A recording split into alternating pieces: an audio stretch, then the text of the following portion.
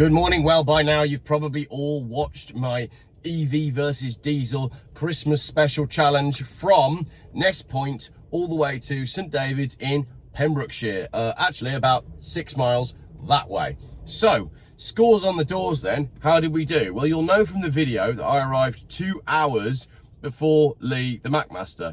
He's gone home already.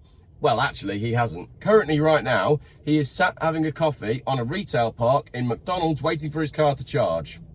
I've already filled mine with diesel and I'm at the beach. So really, even before you know the numbers, that's a win, isn't it? Because I'd rather be at the beach than on a retail park.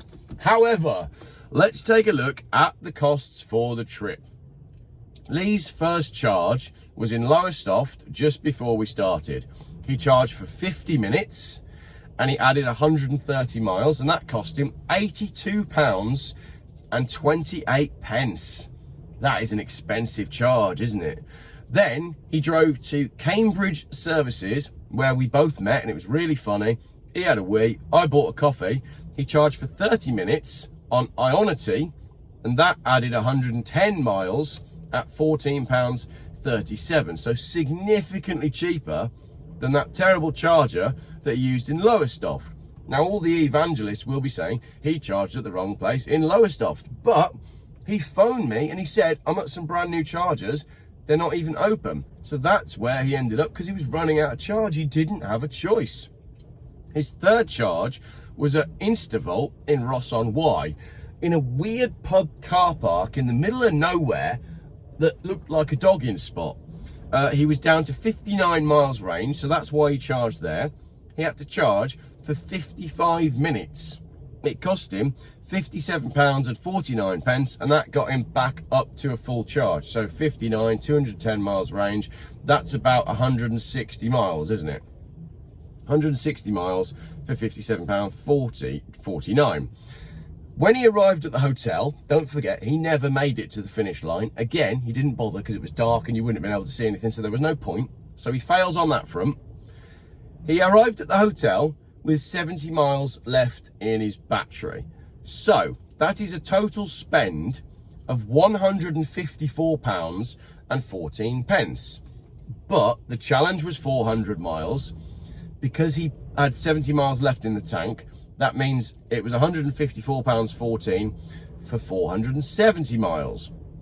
That averages out at 32 pence per mile. So if we credit Lee back the 70 miles that he had left in the tank, that is £22.95 to come off his total, meaning his total spend from Ness Point to Pembrokeshire, because he didn't make it to the lifeboat house, his total spend from Ness Point to the hotel, 400 miles, was £131.19.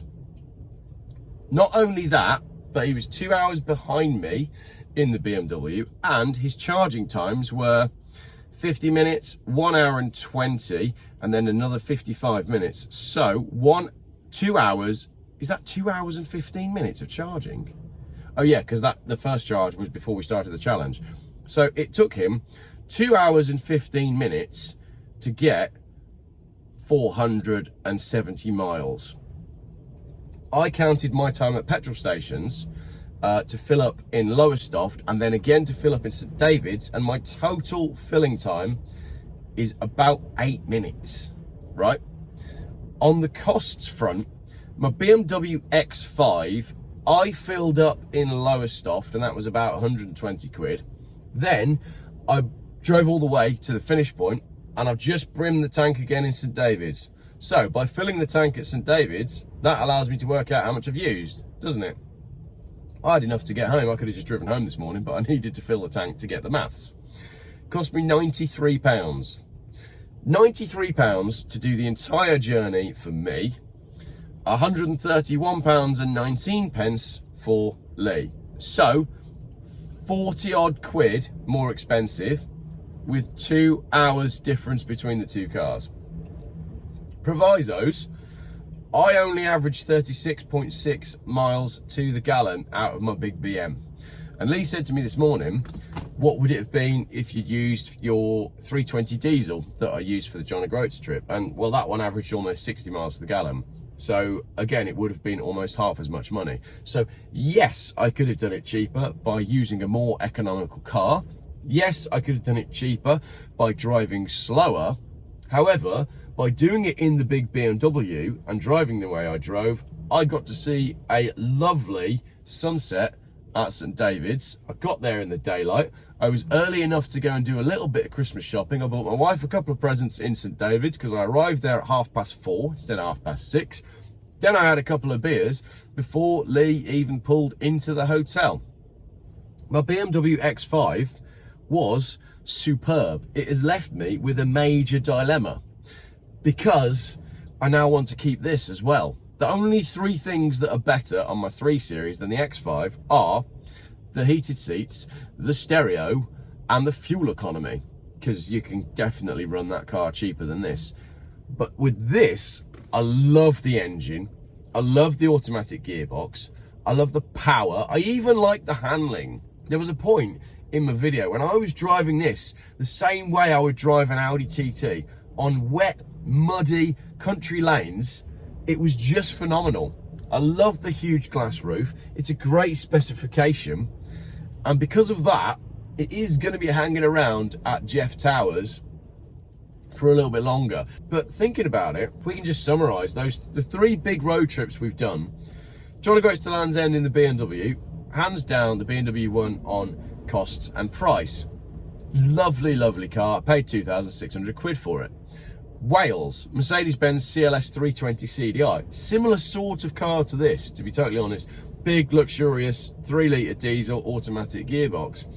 That CLS, even though it was broken, was great.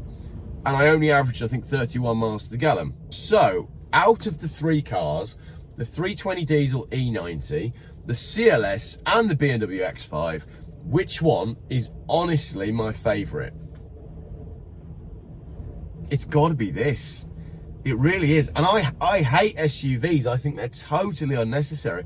But I've completely fallen in love with this BMW X5. More so than the CLS and more so than the 320 diesel. Also, because my 320 diesel is a saloon and I've got 2 small kids, there's no space in the boot. The boot on an E90 BMW saloon is rubbish. Whereas with this, it's virtually an estate car. We've got plenty of space. I've got this huge glass roof that, as I've said, I absolutely love.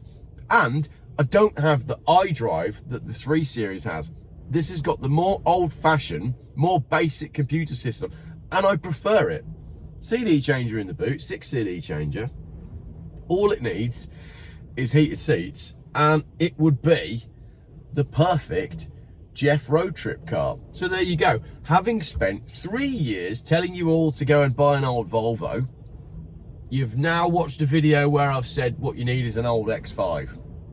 Nobody saw that one coming, least of all me. However, I will never be getting rid of my Volvos. I just love them, and there will be a road trip coming in the new year. I'm going to be in a Taycan. Lee's going to be in a Volvo. So all of that is coming up. Thank you very much for watching these videos. I hope you enjoyed them. Let me know in the comments which car you preferred, Taycan, X5, CLS or 320 diesel. Which one would you be having? Thank you very much. Hope you enjoyed the scenery. Cheers for watching. It's not a race, it's an endurance challenge, isn't it? That's the thing. So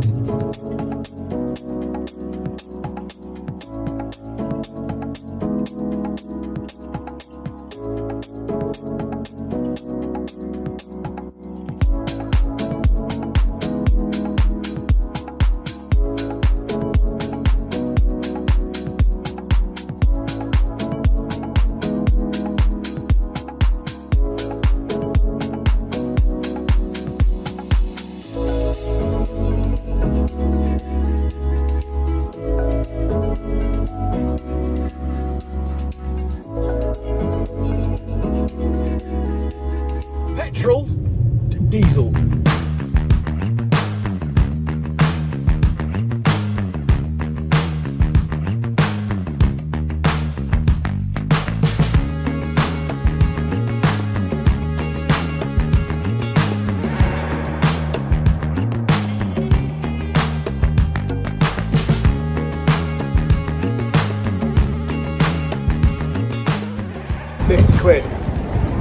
30 litres. Should be good. 50 quid though. He might beat me on that.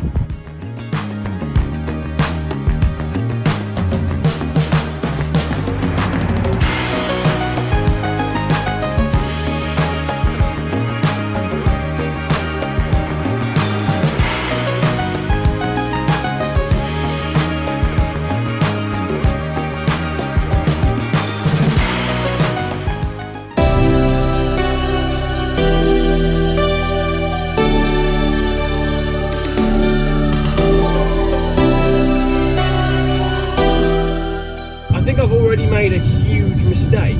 You're going to add about 2 hours on your journey. Are you kidding? Why is that allowed on this road? Why is that allowed? Oh dear. Turn around when possible. Shut up! Look at that! It's an MG convertible! And they're closing the road for no reason. Is any work going on? My TomTom's been thrown out the window. Oh my gosh, I can see him. I can see him, he's over there. He's charging. My car's beeping. I don't know if that's because the suspension's broken or I'm going too fast. He said, ABC, always be charging. Pembrokeshire! Yes, we're in Pembrokeshire. Could be GTWYG, which is get to where you're going.